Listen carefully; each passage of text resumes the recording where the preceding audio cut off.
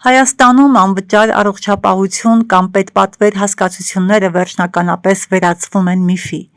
Թեև իշխանությունները փորձում են թաքցնել ֆինանսական ճեղքվածքը, համակարգում առկա բյուջետային սուտ դեֆիցիտը թաքցնել այլևս անհնար է։ Քաղաքացիներն ամիսներով հերթագրվում են կամ ստիպված են լինում վճարել սեփական գրպանից։ Քաղաքացիները, որոնք տարիներ շարունակ լսել են պետպատվերն ավարտվել է, լսել են ապահովագրությունը ավարտվել է, արտահայտությունը այսօր իրականում դա սահմանափակ բյուջեի սկզբունքով ստեղծված ապահովագրության արդյունքն է, ինչպես նաև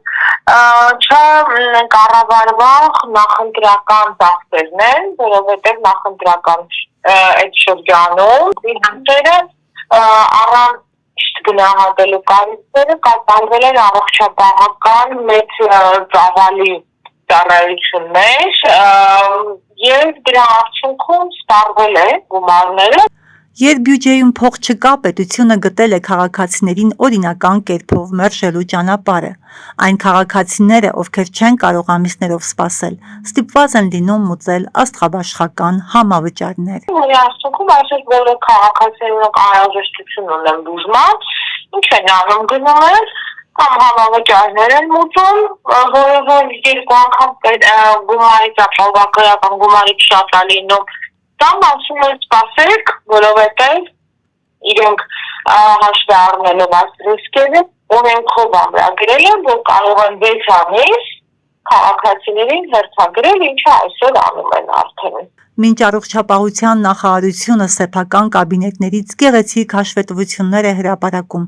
իրական հարվածը տանում են շարքային բժիշկներն ու պոլիկլինիկաները, որոնք ամեն օր ստիպված են նայել հուսահատված պացիենտների աչքերին։ Արդյունքում պոլիկլինիկայի բժիշկները, հիվանդանոցի բժիշկները մնացել են մենակ քաղաքացու հետ, տանում են քաղաքացու դժգոհությունները, արդյունքում ամենածանր վիճակում հայտնվել է հիվանդ քաղաքացին, որը մեծ առումով բժշկական օգնություն և սպասարկում չի ստանում։ Եվ հիվանդություններ կան, իրավիճակները, որի դեպքում ժամանակը կարող է կյանքեր արժանալ, այսինքն այդ սպասելը բերում է խնդիրների, ստիպված քաղաքացիները, բացի այն, որ վճարել են ապահովագրության համար, պետությունը, որը վճարել է ապահովագրության համար, եթե վերջնաշտուցի դա որվող ապահովագրություն, մի հատ էլ վճարում է առանձին, որպեսզի բժշկական օգնություն և սպասարկում ստանա։